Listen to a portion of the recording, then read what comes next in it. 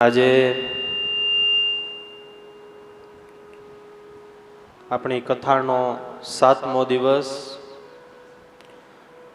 અને આજની કથાનો ટોપિક છે સહજાનંદી સિંહ. ખાલી સિંહ શબ્દ બોલીએ ત્યાં જ અંદરથી ખુમારી આવી જાય. જેના જીવનની અંદર ભક્તિની ખુમારી હોય, જેના જીવનમાં ભક્તિનો રણકાર હોય, એને સહજાનંદી સિંહ કહેવાય. મહારાજની હયાતીમાં તો એવા ઘણા સહજાનંદી સિંહો હતા કે જે આ સહજાનંદના આશરે પોતાનું જીવન જીવી રહ્યા હતા. અને આપણા સંપ્રદાયની અંદર એવા અનેક પ્રસંગો છે, અનેક ઇતિહાસો છે કે જે સંતો અને ભક્તો ભક્તિની ખુમારી વાળા, ધર્મ નિયમની દ્રઢતા વાળા, ભગવાન અને સંતોના પક્ષ વાળા, મહારાજના અપાર મહિમા વાળા આવા બધા જ સંતો અને ભક્તો તૈયાર થયા.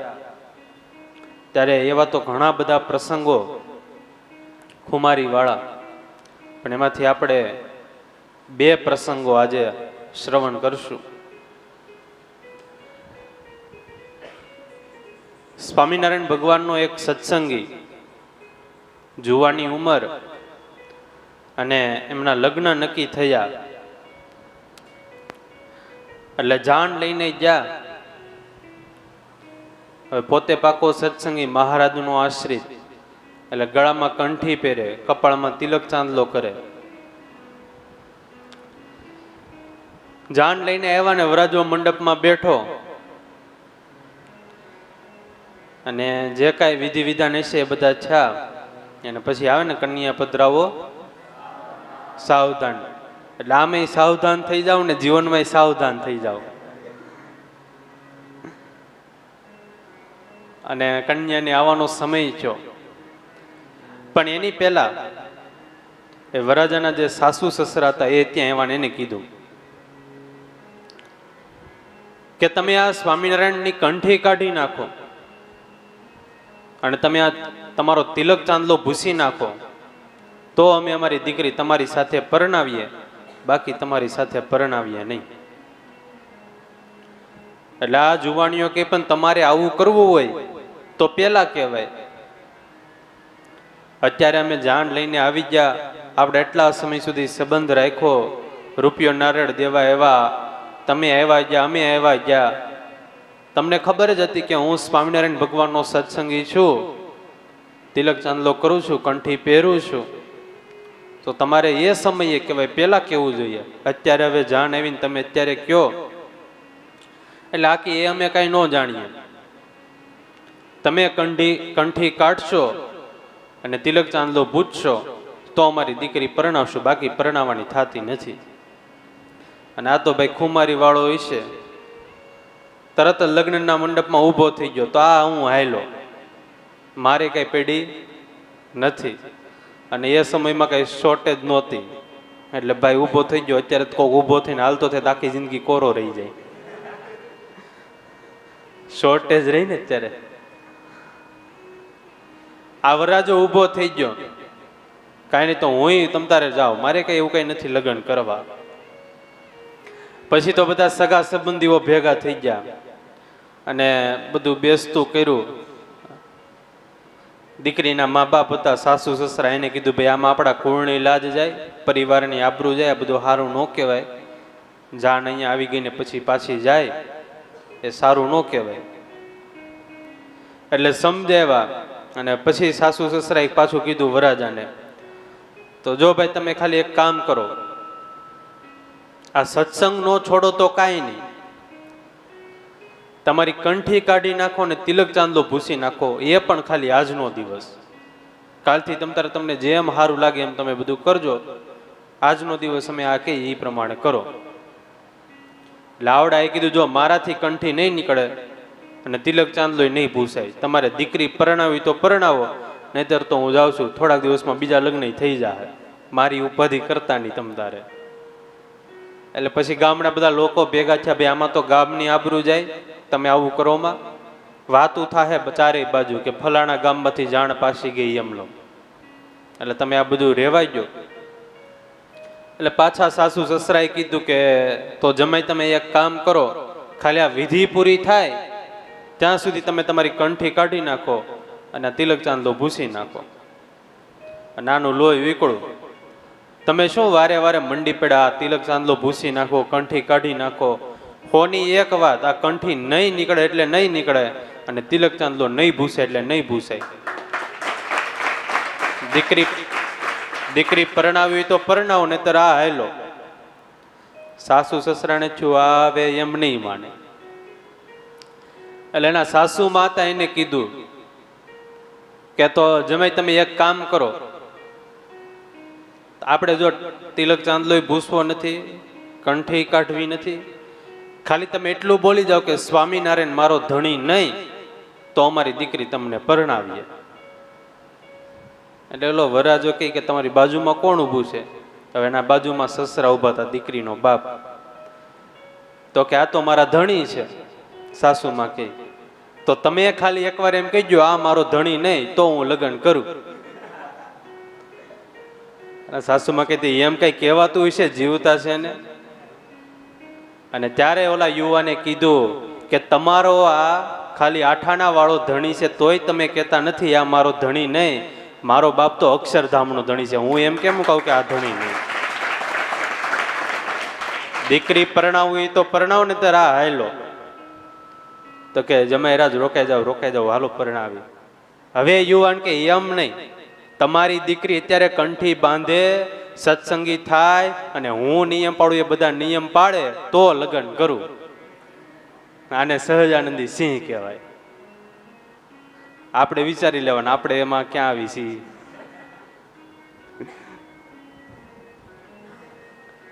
નિષ્ઠા હોય, ખુમારી હોય તો આ બધું થાય. સહજાનંદી સિંહ હોય એનાથી આ થાય.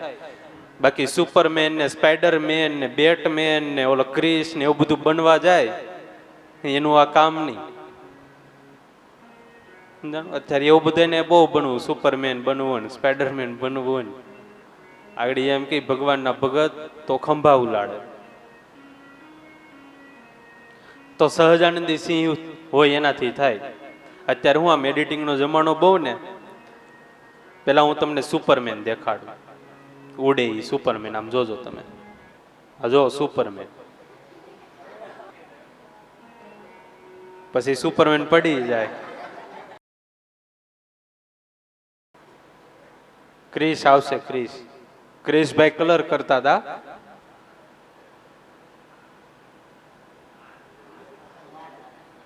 આમ જોવો તો ખરા એને.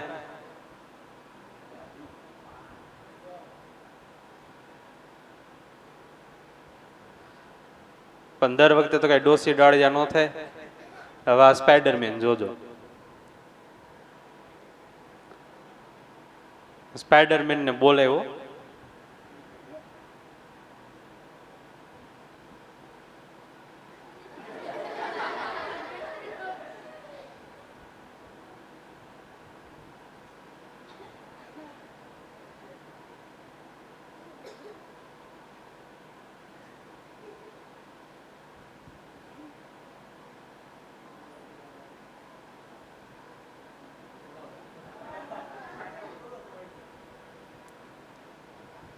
તોય મેળ નો આવ્યો.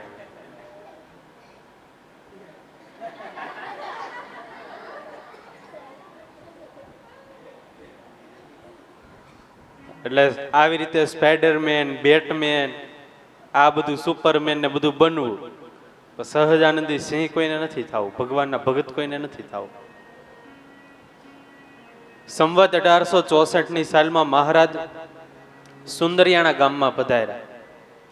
ડોસા ખાચરને ત્યાં મહારાજે ઉતારો કર્યો, અને ડોસા ખાચરને ત્યાં બે કામદાર, વનાશા અને પૂજાશા, બંને ભાઈઓ સગા, એને સમાચાર મળ્યા કે સ્વામિનારાયણ પધાર્યા છે. હવે આ બંને ભાઈઓ બીજા પંથમાં હશે, એટલે કોઈએ આગ્રહ કર્યો કે તમે તો એકવાર જાઓ, સ્વામિનારાયણ ભગવાન કહેવાય છે, ના દીદાર કરો, દર્શન કરો. એટલે આ બંને ભાઈઓ કે હાલ છે, હાલો ને જશું એકવાર, વિચારીએ કાંઈક. બંને ભાઈઓ વિચાર કર્યો કે દર્શન કરવા જવામાં ક્યાં કઈ ખોટું છે, દર્શન કરવા તો જઈએ, બધા કહે છે સ્વામિનારાયણ ભગવાન છે, ભગવાન છે. તો એની ખાતરી શું, દર્શન કરવા જઈએ તો આપણને ખબર પડે ભગવાન છે કે નહીં. પણ એટલે આપણે દર્શન કરવા જઈએ તો ખબર કેમ પડે એ ભગવાન છે કે નહીં. એટલે બીજો ભાઈ કે જો એ ભગવાન હશે તો એના ચરણમાં 16 ચિહ્ન હશે અને આપણને સામેથી દર્શન કરાવશે, તો આપણે સમજવાનું એ ભગવાન છે. બંને ભાઈઓ વાતો કરે એટલે એક કે એ તો વાંધો નહીં, હાલો ભગવાન હોય, હવે આપણે એને ભગવાન માની લઈએ, મસ્તકે આપણું નમાવી દઈએ. પણ એની પાસે જઈએ તો કઈક દક્ષિણા ભેટ તો આપવી પડશે ને. ભેટ શું આપશું? તો કે એ ભગવાન હોય સાચા હકીકતમાં તો સામેથી આપણી પાસેથી ભેટ માગે, પણ એ ભેટ માગશે ને આપણી પાસે હશે નહીં. તો કે જો હમણાં 3 ચોફાળ નવા લેવા એ પટારા ઉપર મૂક્યા, જો એ ભગવાન હશે તો એ ચોફાળ આપણને કે સામેથી કે લઈ આવો, તો આપણે માનશું કે એ ભગવાન છે. બંને ભાઈઓ આમ વિચાર કરીને આવ્યા અને આ બાજુ મહારાજ દાદા ખાચરના દરબારગઢમાં ઢોલિયા ઉપર બિરાજમાન હતા. સરસ મજાનું નેત્રગમ્ય મહારાજનું સ્વરૂપ, મંદ મંદ હસે મહારાજ અને ગાલ ઉપર ખંજન પડે છે, હાથમાં ગુલાબનું ફૂલ મહારાજ સૂંઘી રહ્યા છે. આગળ સંતો હરિભક્તોની સભા ભરાઈને બેઠી છે અને વનાસા અને પૂજાસા બંને ભાઈઓ આવ્યા. એટલે મહારાજ કે આવો શેઠિયા, આવો આવો. મહારાજે પગ લાંબો કર્યો, જુઓ તો જરા. અને ત્યાં તો આ બંને જોયું, 16 ચિહ્નના દર્શન થયા. મહારાજના પગ પકડી લીધા, ચરણ પકડી લીધા. મહારાજ કે જો તો આ ડાબા ચરણમાં જો જરાક દ્રષ્ટિ કરો તો, અરે પ્રભુ જવ જાંબુ કેતુ, અરે તમે જ સાક્ષાત ભગવાન છો, તમે જ સાક્ષાત પુરુષોત્તમ છો, અમને તમારા સત્સંગી કરો. મહારાજ કે લાવો જમણો હાથ. જમણો હાથ આગળ કર્યો. મહારાજે વર્તમાન ધરાવ્યા, કંઠી પહેરેવી, ચાંદલો કર્યો. મહારાજ કે હવે ગુરુ કર્યા તો કઈક દક્ષિણા તો આપો, ઓલા ચોફાળ 3 પેડાની લઈ આવો, જાઓ. હળી કાઢી ત્યાં તો બંનેને, અરે મહારાજ તમે તો ભગવાન સાક્ષાત છો. ભગવાન કે તમારા માટે જ અમે પધાર્યા છે. બંને ભાઈઓ ગયા, ચોફાળ લઈને આવ્યા, મહારાજને અર્પણ કર્યા. ભગવાન કે આજથી તમારે સ્વામિનારાયણ મહામંત્રનું ભજન કરવાનું અને સત્સંગના તમામ નિયમોનું પાલન કરવાનું, આજથી તમે અમારા આશ્રિત થઈ જાઓ. કાંઈ વાંધો નહીં મહારાજ. બંને ભાઈઓ ભગવાનનું ભજન કરે અને દિન પ્રતિદિન એવો સત્સંગનો રંગ ચડ્યો, દિન 2 ગુણા ને રાત 4 ગુણા. દિવસે ને દિવસે સત્સંગમાં પ્રગતિ થતી જાય, સત્સંગનો રંગ ચડતો જાય. ભડકા જેવો તિલક ચાંદલો કરે, ગળામાં કંઠી અને મુખમાં સ્વામિનારાયણ સ્વામિનારાયણ મહામંત્રનો જાપ કરે. બંને સત્સંગી થયા, પણ ઘરે વાંધો પડ્યો. પિતાનું નામ હેમરાજભાઈ શેઠ. 5 સાડા 5 હાથ ઊંચી કાયા, મજબૂત શરીર અને મોટી મોટી મૂછો રાખે અને પાઘ આમ 1 હાથ ઊંચી તો માથે પાઘ બાંધે અને એવા આમ સામે હાવજ આવતો હોય તો હાવજે બીન ફરી જાય. જંગલમાંથી નીકળ્યા હોય હેમરાજ શેઠ તો સિંહને ખબર પડે ગંધ ઉપરથી કે આ હેમરાજ શેઠ આવે છે, તો એ દિશા ફેરીને વહી જાય. એવા શેઠ, મોટું શરીર. પોતે શેઠ હતા પણ સત્સંગી ભગવાનના ભગત પણ એવા હતા, વૈષ્ણવ હતા. પોતે સુંદરિયાણાથી 5 ગામ દૂર ધંધુકા થાય, પણ દર એકાદશીએ પોતે નિર્જળા ઉપવાસ કરે. અનાજનો કણીકો તો નહીં જમવાનો, ફળ ફૂલ પાણી કાંઈ નહીં, નિર્જળા ઉપવાસ કરવાનો. અને પોતે શેઠ હતા છતાં 1 મણ ઘીનું દેગડું માથા ઉપર ઉપાડવાનું અને ઠેઠ ધંધુકાથી સુંદરિયાણાથી ધંધુકા સુધી ચાલીને જવાનું. ત્યાં આખો દિવસ રાતના 12-1 વાગ્યા સુધી ભગવાનનું ભજન કરે, ધૂન કીર્તન કરે અને સવારે જે પણ ઘી લઈને ગયા હોય એના ચૂરમાના લાડુ કરીને બધાને પારણા કરાવે. આવા ભક્તિભાવ વાળા, આવા તપસ્વી, પણ ઘરે એને આ પ્રશ્ન આવ્યો. બંને દીકરાઓ મહારાજના સત્સંગી થયા. હવે છોકરા જુવાન, આમ તો એવું હોય કે કોઈ વ્યક્તિથી આખી દુનિયા ડરતી હોય, પણ ઘરે એનાથી કોઈ બીતું હોય નહીં. બહાર શહેનશાહ થઈને ફરતો હોય, પણ પત્ની આગળ તો બકરી બે જ હોય. એટલે બહાર આખી દુનિયા એનાથી ડરતી હોય, પણ ઘરે કોઈ ન ડરે. અહીંયા શેઠ, બહાર બધી એનું હાલે, પણ ઘરે પોતાના દીકરા યુવાનો કઈ કહી ન શકે. ઘણી વાર એવું થાય, બાપુ બીજા કોઈથી ન બીતો પણ એના દીકરાથી બીતો હોય. હવે આ સિંહ જંગલનો રાજા કહેવાય ને, એનાથી બકરી બીવે, ગાય બીવે, ઘોડા, કૂતરા, ગધેડા, વાંદરા, વાઘ, દીપડો, આ બધા એનાથી બીવે, એટલે તેને રાજા કીધો. નકર તો ગધેડાને રાજા નો કરી દે. પણ ઈ સિંહ એના છોકરાથી બીતો હોય. તમને એમ થાય સ્વામી હું ટાઢાપુરના મૂકવા મળ્યા, એટલે હાસું કહું, જોવો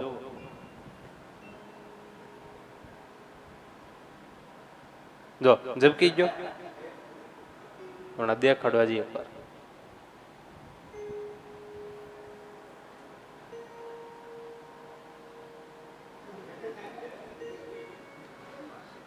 સિંહ જંગલનો રાજા કહેવાય, પણ માણસ પાસે બુદ્ધિ વધારે ને, ગમે એટલો શક્તિશાળી છે તો એ સિંહને પકડવો હોય તો આસાનથી પકડી લે, બુદ્ધિ હકાવી. આમ જો તમે,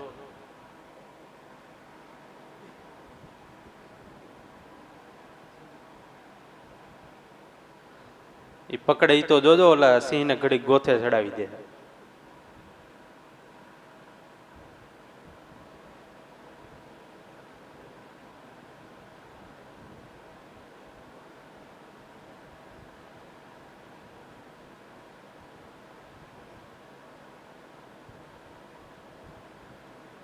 જો પકડી લીધો.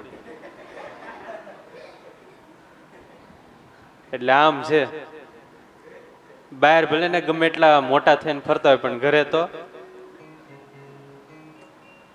ઘણા ઘરે મોટા થઈને ફરતા હોય, પણ બહાર બકરી બે થઈ જતી, અલગ અલગ હોય બધાને.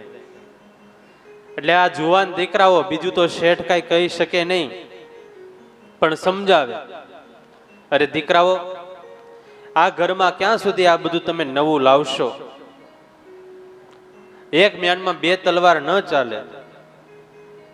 આવી રીતે એક પાણી યારે બે ગોળા કેવી રીતે માંડવા? પોતે ખાનદાન સજ્જન એટલે વધારે તો કઈ કહી ન શકે, પણ વારે વારે આવી રીતે સમજાવે.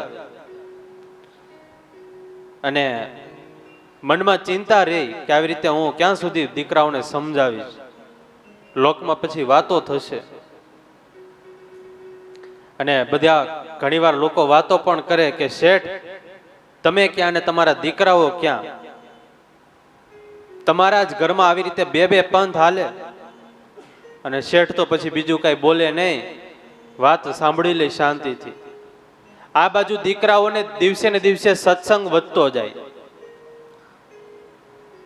દીકરાઓને મનમાં એમ કે જો બાપા સત્સંગી થાય તો એને પ્રગટ ભગવાન ઓળખાય. અને આમને આમ સમય જતા 10 વર્ષ પસાર થયા. 1864 બંને ભાઈઓ સત્સંગી થયા હતા, અને 1874 ની અંદર ગોપાળાનંદ સ્વામી એ આ સુંદરિયાણામાં આવ્યા. અને આ વનાસા ને પૂજાસા બંને ભાઈઓ ગયા સ્વામી પાસે. સ્વામીને વાત કરી, સ્વામી ઘરમાં થોડીક આ રીતની તકલીફ છે.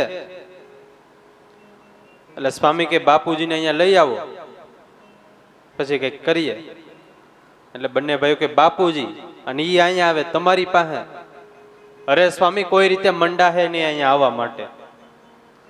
સ્વામી કે એકવાર લેતા હો તો ખરા, કોઈ પણ રીતે સમજાવીને પછી જોઈએ આપણે. એટલે બંને ભાઈઓ વિચારે કે કાંઈ નહીં, સ્વામી બહુ આગ્રહ કરે છે તો એકવાર જઈએ તો ખરા. બંને ભાઈઓ આવ્યા ને વાત કરી કે બાપુજી બોલો ને.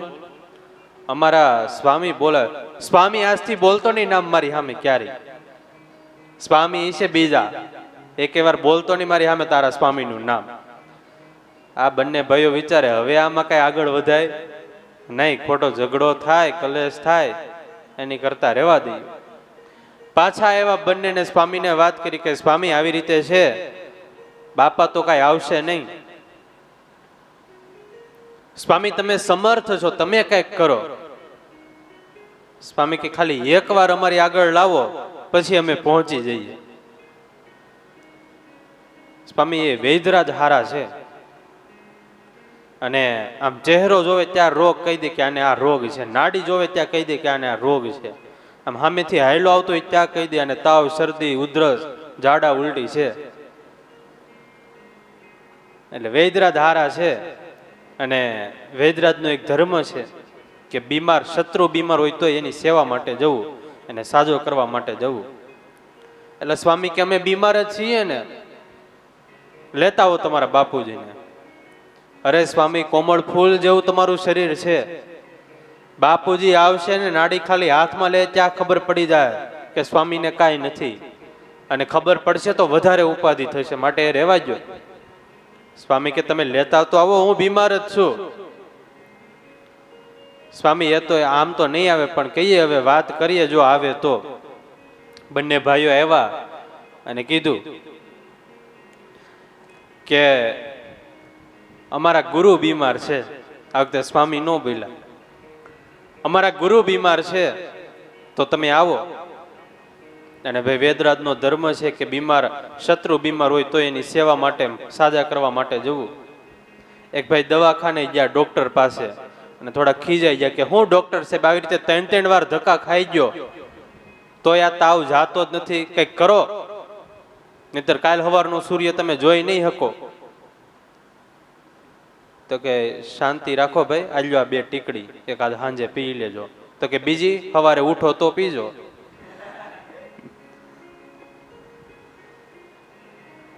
એટલે આ શેઠ કહે કાંઈ વાંધો નહીં, હાલો આવું તમારા ગુરુજીની સારવાર માટે. શેઠે પેટી લીધી અને દીકરાઓ બંને આગળ ચાલતા થયા. આ બાજુ સ્વામીને ખબર પડી કે શેઠ અને દીકરાઓ વનાસા અને પૂજાસા ત્રણેય આવી ગયા છે, અને સ્વામી તો લાંબા થઈને સૂઈ ગયા. વનાસા અને પૂજાસા બંને ભાઈઓના ધબકારા વધતા જાય. જો બાપુજી પકડી લે હમણાં સ્વામીને તો વધારે મુશ્કેલી આવશે, ઉપાધિ વધશે. અને સ્વામી તો હોઈ ગયા લાંબા થઈને. શેઠ આમાં આવ્યા, હેમરાજ શેઠ. એટલે સ્વામી કહે વૈદરાજ, જય શ્રી કૃષ્ણ, કેમ છે, સારું છે ને? ને આમ જ્યાં સ્વામી બોલ્યા ત્યાં તો શેઠનું હૃદય પીગળી ગયું. સામેથી જય શ્રી કૃષ્ણ કર્યા. શેઠ કે બીમાર છો? હા શેઠ, જો ને થોડોક બીમાર છીએ, લાવો નાડી. શેઠ ચહેરા ઉપર જો, પણ સ્વામીને તો કઈ બીમારી દેખાતી નથી. નાડી હાથમાં લીધી તો નાડી બંધ. આ હાથની જોવે, આંગળીઓ ઘસે તોય નાડી બંધ. આ બાજુની તપાસે તોય નાડી બંધ. પગની પાણીની જોઈ, ન્યાય નાડી બંધ. આ કાનની પાછળ મર્મ સ્થાનો હોય, ન્યા જોયું તો ન્યાય નાડીના ધબકારા બંધ. અને પાછા સ્વામી શેઠ હારે વાતો કરે. શેઠ તો આશ્ચર્યમાં પડી ગયા કે આ શું? અને પાછા સ્વામી એમ કીધા જાય વૈદરાજ, જો ને દર્દ બહુ થાય છે. 3 વાર તપાસ કરી પણ નાડી બંધ. શેઠે હૃદય ઉપર કાન રાખીને જોયું તો હૃદયના ધબકારા બંધ, ન્યાય નાડીઓના અવાજ બંધ. અને શેઠ તો સ્વામીના પગમાં પડી ગયા, અરે સ્વામી, તમે સાક્ષાત ભગવાન છો. સ્વામી બેઠા છે, જો તો વૈદરાજ થોડીક નાડી તપાસો તો, અને જ્યાં આમ નાડી હાથમાં લીધી ત્યાં તો ધબકારા હાલે. અરે સ્વામી, તમે ભગવાન છો. અને ત્યારે ગોપાળાન સ્વામી કહે, અરે શેઠ, વૈદરાજ, અમે ભગવાન નથી, પણ મારી જેવા 500 પરમહંસ જેનું ભજન કરે ને, એ ગઢપુરમાં બેઠા એ સ્વામિનારાયણ ભગવાન, એ ભગવાન છે. હું તો એનો સેવક છું, દાસ છું. અને શેઠની છું દાસ, આવા સેવક આવા છે તો એ ભગવાન કેવા હશે? અરે સ્વામી, એ તમારા સ્વામિનારાયણ ભગવાનનો મને સત્સંગી કરો. અને ગોપાળાનંદ સ્વામીએ સત્સંગી કર્યા, એને કંઠી વર્તમાન ધારણ કરાવ્યા. શેઠ સત્સંગી થયા. બાપ દીકરો ત્રણેય ભજન કરતા છા અને જોત જોતામાં બધી વાત પસરાઈ ગઈ કે હેમરાજ શાહ શેઠ એ સત્સંગી થયા, સ્વામિનારાયણના આશ્રિત થયા. હવે ઘણાને મનમાં ઘણું ઘૂંટાય, પણ અવડા મોટા શેઠ એટલે કેવું તો કઈ રીતે? બધું સહન કરે, કાંઈ બોલે નહીં શેઠની સામે, અંદરો અંદર બધા વાતો કરે. હવે આમ કરતા કરતા 6 વર્ષ પસાર થયા અને 1880 ની અંદર હેમરાજ શાહ શેઠનો અંતકાળ આવ્યો. પોતાના ઘરે બેઠા છે ને બંને છોકરાઓને બોલાવ્યા. કીધું કે દીકરાઓ, હમણાં મને મહારાજ લેવા માટે આવશે, હું ભગવાનના ધામમાં જઈશ, પણ જોજો માથું કપાઈ જાય, પણ તમે આ સત્સંગ છોડતા નહીં. અત્યાર સુધી તો નાત તમને કઈ કહેતી નહીં, પણ મારા ગયા પછી તમારે બહુ સહન કરવું પડશે. લોકો તમને મેના ટોણા બહુ મારશે, પણ તમે એક મારી આ છેલ્લી ભલામણ છે, યાદ રાખજો કે આ સત્સંગ અને આ ભગવાન પાછા ક્યારેય મળશે નહીં. માથું કપાઈ જાય પણ કંઠી નહીં કાઢતા ડોકમાંથી, સત્સંગ નહીં મૂકતા. અરે બાપુજી, તમારા વચન એ તો અમને શિરો માન્ય છે, નો મૂકીએ સત્સંગ ક્યારેય, કંઠી ક્યારેય નો કાઢીએ ડોકમાંથી. અને હેમરાજ શાહ ભગવાનના ધામમાં ગયા. અગ્નિ સંસ્કાર વિધિ પૂર્ણ થયો અને હવે એ સમયમાં જૂના જમાનાની રીતભાત પ્રમાણે કારજ કરવાનું હોય એટલે કારજનો પ્રસંગ આવ્યો. બંને ભાઈઓએ ચારે બાજુથી ગોળ, ઘી, ખાંડ, સીધું સામાન બધું ભેગું કરવા લાગ્યા અને ગામડે ગામડે સગા સંબંધીઓને, મિત્રોને બધાને કંકોત્રીઓ, પત્રિકાઓ લખવા લાગ્યા કે આવી રીતે અમારા બાપુજીનું કારજ છે, તો તમે આવજો અને પ્રસાદ લેજો. અને પછી નાતના આગેવાનોને એવું થયું કે હવે આપણો લાગ હાથમાં આવ્યો છે. 5 શેઠિયાઓ ભેગા થયા, લાટાપાટા શણગાર કર્યા અને 2-5 દિવસની વાર હશે કારજની. અને આ શેઠની ઘરે વનાસા પૂજાસાની ઘરે આવ્યા. વનાસા પૂજાસાએ સ્વાગત કર્યું, આવો આવો, પધારો શેઠિયા, આવો પધારો. આવ્યા અને શેઠિયાઓએ વાત શરૂ કરી, જુઓ ભાઈ, તમારા હિતની વાત કહેવા માટે આવ્યા છીએ. નાતમાં ડખો બહુ થાય, તમે એ બધું જાણો જ છો, માટે તમે આ સત્સંગ મૂકી ગયો તો નાત આવીને જમશે, બાકી જમશે નહીં. એટલે બંને ભાઈઓ કે જોવો શેઠ, નાત એ તો અમારે શિર સમાન છે, પણ અમારો સત્સંગ એ તો અમારો પ્રાણ છે, એને અમે ન છોડી શકીએ. એમ તમે એમ આવી રીતે નહીં માનો એમ? અરે તમને ખબર છે અમે તમારા બાપાની હેડીના છીએ. શેઠ, તમે અમારા બાપાની હેડીના હશો, પણ અમારો મેડીવાળો બાપ કહીને જો સત્સંગ તમે મૂકતા જ નહીં, એટલે સત્સંગ તો નહીં મૂકીએ. શેઠિયાઓ કે તમે અમારી વાત માનો, અમે તમારી હિતની વાત કરીએ છીએ, તમારી કરતા જાજી દિવાળીએ અમે ઉજવી. અને જો નાયત દંડ કરશે, નાયત બહાર તમને કરશે તો દુખી દુખી થઈ જાઓ, કોઈ તમારી એને લગન નહીં કરે. આ પૂજાસા ને વનાસા કે શેઠ, તમે બીજી બધી વાતો કરો, આ સત્સંગ છોડવાની, કંઠી કાઢવાની, તિલક ચાંદલો ભૂસવાની, આવી બધી વાત રેવાઈ ગઈ. એટલે ઓલા કે શેઠિયા કે આ કઈ એમ માનશે નહીં, થોડું કન્સેશન આપણે રાખીએ. તો કે એક કામ કરો, તમે ખાલી નાયત જમવા આવે ને એ દિવસ પૂરતો તમે ખાલી આ તમારો સત્સંગ છોડી ગયો, તિલક ચાંદલો ભૂસી નાખો, કંઠી કાઢી નાખો. અમે બધા નાતમાં બધાને કહી દેવું કે આ બંને ભાઈઓ સત્સંગી નથી, એટલે નાત જમશે, અમે કહેશું એટલે અમારું માનશે ને એ જમશે, બાકી જમશે નહીં. એટલે આ કે એમ તો કઈ અમે સત્સંગ નહીં છોડીએ. બીજી વાત કરો, અમારે નાતને હારામાં હારું જમાડવું છે, પણ એ સત્સંગ મુકાશે નહીં. એટલે શેઠિયાઓ કે એક કામ કરો, નાયત આવશે પણ ખરા, જમશે પણ ખરા, પણ તમારે 2-3 કલાક માટે દરવાજાની અંદર બંધ થઈ જવાનું અને નાયત જમી લે પછી તમારે દરવાજો ખોલીને બહાર નીકળવાનું, ત્યાં સુધી બહાર આવવાનું નહીં. અમે નાયત જમાડી દઈએ પછી તમારે બહાર નીકળવાનું, અને પછી આનું લોહી ઉકળું. હું ક્યારના મંડી પેડા, કંઠી કાઢી નાખો, તિલક ચાંદલો ભૂસી નાખો, સત્સંગ છોડી ગયો. અમે હું કઈ 5 વર્ષના નાના છોકરા છીએ? આમ કરી નાખો ને તેમ કરી નાખો ને ઓલું કરી નાખો ને આ થાય ને તે થાય ને. કોની એક વાત, સત્સંગ નહીં મુકાય. નાયતને જમવું હોય તો જમે, ન જમવું હોય તો રે એના ઘરે, બાકી આ સત્સંગ આજથી ક્યારેય નહીં મુકાય. જાઓ.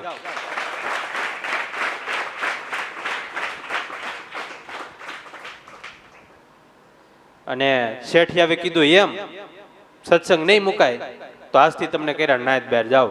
અને પછી બંને ભાઈઓ કીધું, જો વનાસાને પૂજાએ કીધું, જો અમને અમારા ઈષ્ટદેવ સ્વામિનારાયણ ભગવાન એના માટે નાયત બહાર થવાનું થતું હોય, સત્સંગ માટે નાયત બહાર જવાનું થતું હોય, તો અમારા ભગવાન એમાં રાજી હોય તો અમે નાયત બહાર પણ અમે મંજૂર છે, અમે એમાં રાજી છીએ. અને બંને ભાઈઓને નાયત બહાર કર્યા. પણ સત્સંગ એને છેડો નહીં. દિવસે ને દિવસે સત્સંગ વધતો જાય. સમય ગયો, પૂજા સાથે એના પત્નીનું અવસાન થયું. એ તો પછી ભગવાનના પાર્ષદ બનીને ગઢપુરમાં એ સેવા કરી વ્યવહારની. અને વનાસા 85 વર્ષ સુધી એ નાયતની બહાર રહ્યા. કેટલા વર્ષ સુધી? 85 વર્ષ સુધી. પણ સત્સંગ છોડ્યો નહીં. હવે નાયતની બહાર રહેવું એટલે એમાં કઈ રીતનું થાય એ કહું તમને. નાયતની બહાર રહેવાનું થાય એટલે ઘણા હોય એ લગ્ન કરાવે, ઘણા આની યારે લગ્ન નોય કરે, માંડ માંડ મેળ પડે. 5 છોકરા હોય તેમાંથી 2 ના લગ્ન થાય, 3 ના નો થાય, એનો વંશ પાછો આગળ વધે, એમાંથી 1-2 ના થાય, બીજા 1-2 ના નો થાય. એવી રીતે કરી કરીને 85 વર્ષ પસાર કર્યા. અને પછી બાલ મુકુંદ સ્વામી આવ્યા. એને અમદાવાદના બેચર શેઠ હતા, એને કીધું કે પરિવાર બહુ સારો છે, મહારાજનો આશ્રિત છે, એને નાયતમાં લ્યો. ત્યારે 85 વર્ષ પછી નાયતમાં લીધા. ત્યાં સુધી નાયત બહાર રહ્યા. પણ મહારાજનો ભગવાનનો સત્સંગ છોડ્યો નહીં, ભગવાનને મૂક્યા નહીં. આને સહજાનંદી સિંહ કહેવાય. ત્યારે દેશકાળ પરિસ્થિતિ આ બધું તો બધાયને લાગુ પડે. મહારાજના માર્ગે હાલે, ભગવાનના માર્ગે હાલે, ભજન ભક્તિના માર્ગે હાલે, એ બધાને દેશકાળ તો આવે જ. સહન તો બધાને કરવું જ પડે. પણ એમાં સહજાનંદી સિંહ બનીને સહન કરે તો એનો ઇતિહાસમાં નામ લખાઈ જાય. ભગવાન એને એના ઉપર રાજી થાય, સંતો એને એના ઉપર રાજી થાય, સંતોને ભગવાન એને યાદ કરે. ત્યારે વિશેષ ને વિશેષ આપણા જીવનમાં ભક્તિ દ્રઢ થાય, મહારાજનો પક્ષ સત્સંગ એ વધારે ને વધારે દ્રઢ થાય એવી ભગવાનને પ્રાર્થના સાથે આજની સભાને પૂર્ણ કરીએ છીએ. સહજાનંદ સ્વામી મહારાજની જય.